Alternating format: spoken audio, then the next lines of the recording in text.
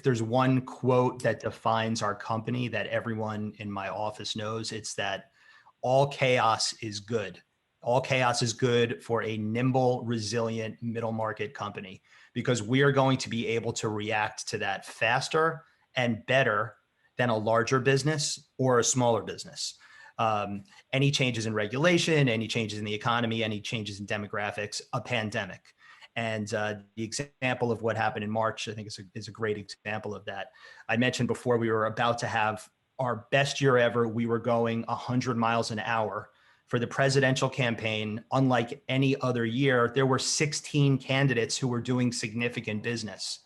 And the pieces started to crumble at the beginning of March because they all dropped out of the race within about a 10-day period. I don't know if anyone remembers that. That culminated in the NBA season getting canceled because of the pandemic. This all happened in about a 2-week period.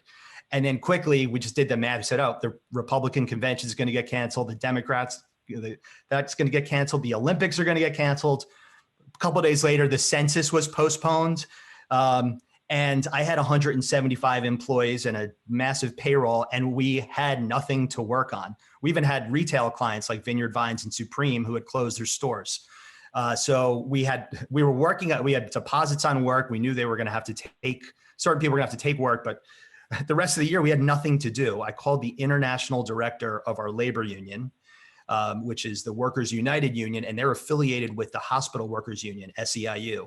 And I said, hey, here's the story. I'm going to have to shut this place down. We need something to do. I'm hearing on the news that hospital workers can't get PPE.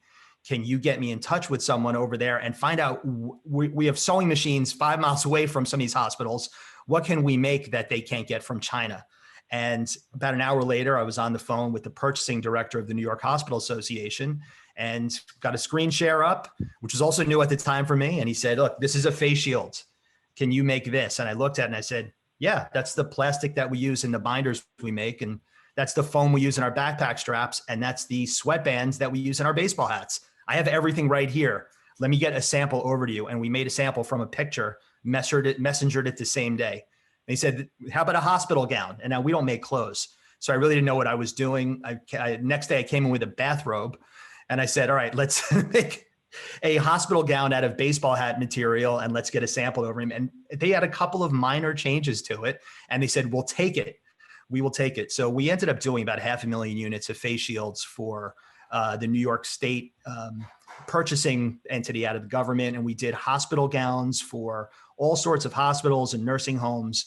And that carried us through the summer.